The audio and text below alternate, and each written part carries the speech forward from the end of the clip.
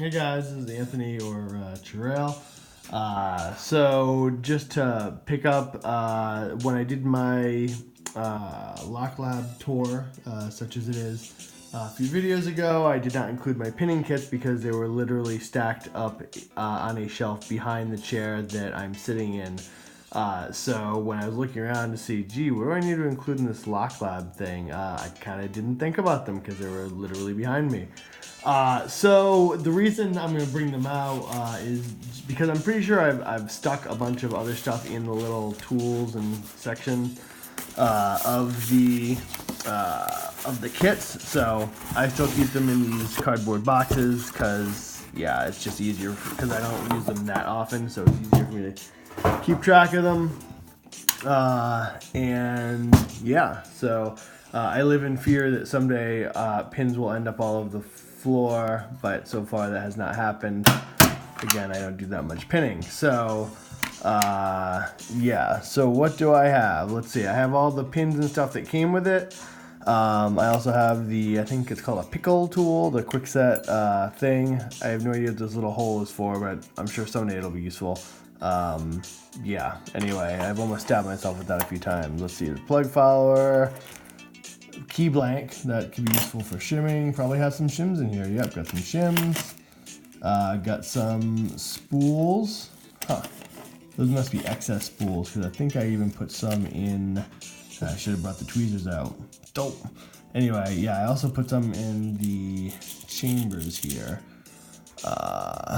Yes. So, and I have springs of various. So those are strong pins that are made for. Let's see. I have some. Those are standard. Oh, this is the thing that keeps these all in place. Those are top pins. Oh yeah, so it's serrated top pins. I get some of those, I think from Lab. And they call it an anti-pick top pin. I guess it's just a spool. Yes. So, and then I think what do I have over here? Those are random pins from old locks. That's what those are. And I don't even know why I kept them. And then I have different springs here. I don't know why I have two different kinds, cylinder springs, and then these I ordered. These springs, I guess they're copper springs. I'm not really sure. I don't even know if those are okay to use. I've been using them alternating with these regular springs to try to make a lock a little more bump resistant, so it's not always the same tension. I don't know. My guess is that is minorly helpful, but maybe not like amazingly helpful. Then I have some more springs down here. Excuse me. So yeah, let's see. And then I have a bunch of random keys who I've saved the biddings on. I think my rule was if I have two keys and for something, I'm just going to use the key gauge and then write down the bidding. And then if I need to repin some locks in the future, I already have two keys. So, and it looks like I buried some stuff here. More spools, which I think I got those from Lab. Yes. Yes. Kwikset, yes. So, and that is probably a cat hair, almost certainly. And let's see, and then this must be some more springs and a top of the Bible thing that I must have pulled off a lock. And that's about it. And I wanted to put a traveler hook in this kit actually because it's so useful for for taking off those retaining clips. So I'm actually gonna put that here appropriately in the tools thing. I think that's it. Oh yeah, and I also have a pin gauge, which may have been in my last video. You can see I'm rapidly filling this thing up. Maybe that'll fit. Maybe. Yeah, maybe. This thing is gonna be a little crammed. Obviously, I'm not gonna be able to hold every key I have in here. But anyway. So I guess that kind of works. We'll see. This is probably what leads to that nightmare scenario of the thing exploding and pins going everywhere. But we will cross that bridge when we come to it. Sure, that looks kind of good. Yeah. Alrighty. so that is what I have for the quick set. I'm guessing the Schlage is somewhat similar. Let's see, I think I was doing it like this. And one of these catches pretty easily. The other is a pain. I think the left is the pain. And yes it is, that's the one. Okay. And don't move that out of the way. Pretty sure the Schlage is the same thing more or less. I do not have a Schlage gauge for the key pins because I ordered it with the same time I ordered a Lishi clipper, and the Lishi clipper is back ordered, and for some reason so is the Schlage thing. So that is like back ordered, who knows what. Anyway, I wish I had it for symmetry's sake, but I don't. This just looks like a nicer kit. Anyway, I guess that's maybe because Schlage is a little more precision, etc. I don't have a bunch of Schlage keys. There's a little more quick set in my area, but plenty of Schlage, plenty of pins.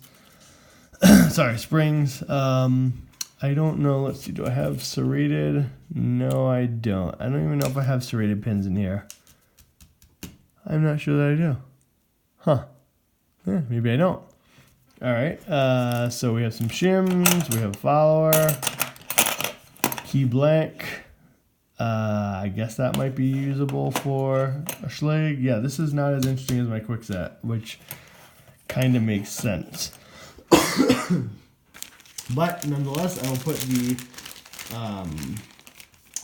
put the traveler hook in here, and I will imagine that someday I will get that key pin gauge thing. I mean, I have caliper somewhere. I don't really need the key pin gauge, but it's just faster, easier, etc. But anyway, all right, that's all I have for my pinning kits, and I think that covers. Let's see, covers everything else. Actually, no, it does not. A couple other things I've gotten. Well, let me close this up. Excuse me. Close this up. This goes like this, and okay. Don't think this has the same problem as the other one. No. Okay. Okay.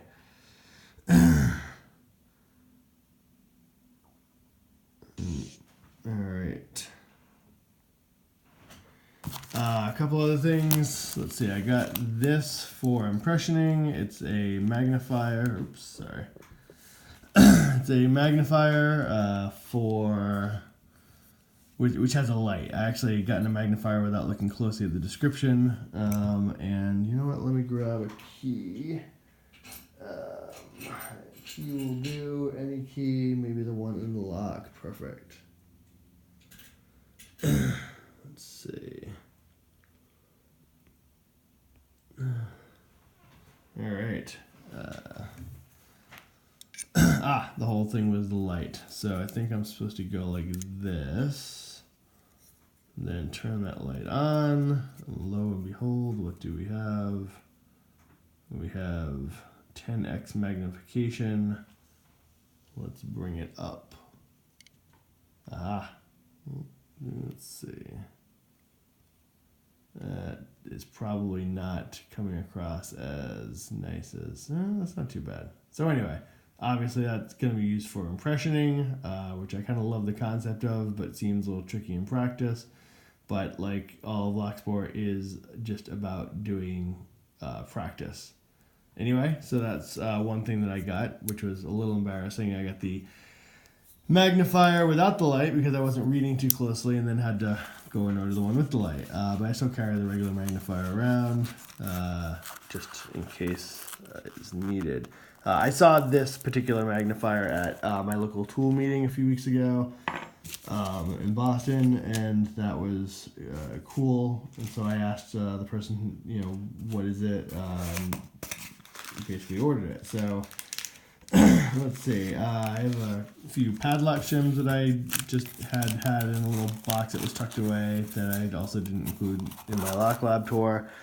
And then recently, because there was a sale at CLK Supplies, I got this book, not necessarily because I want to become a locksmith, but I sort of want to understand more about all this stuff.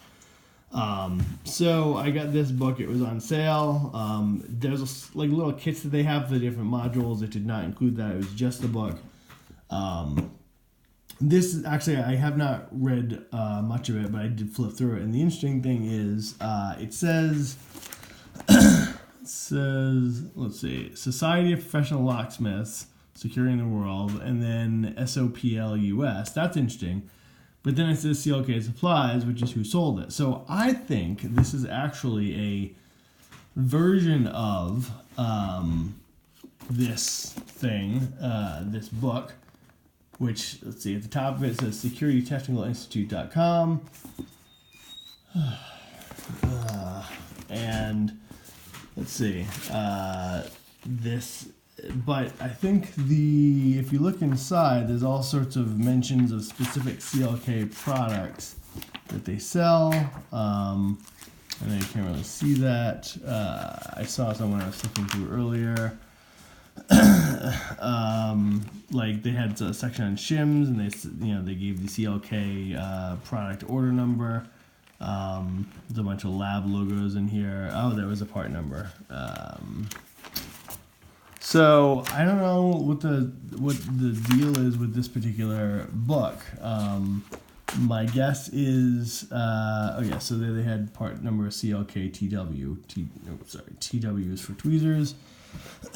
So yeah, it's interesting. I'm guessing that they licensed this or somehow made a version of this, the Society of Professional Locksmiths, SecurityTechnicalInstitute.com training manual and peppered it with some CLK product numbers and stuff. Not that there's anything wrong with that, but I sort of had that thought when I was going through it. So anyway, that is interesting. I wanted to share it, and I will be going through this slowly, a little bit at a time, just to increase my understanding of all this stuff. So thanks for watching.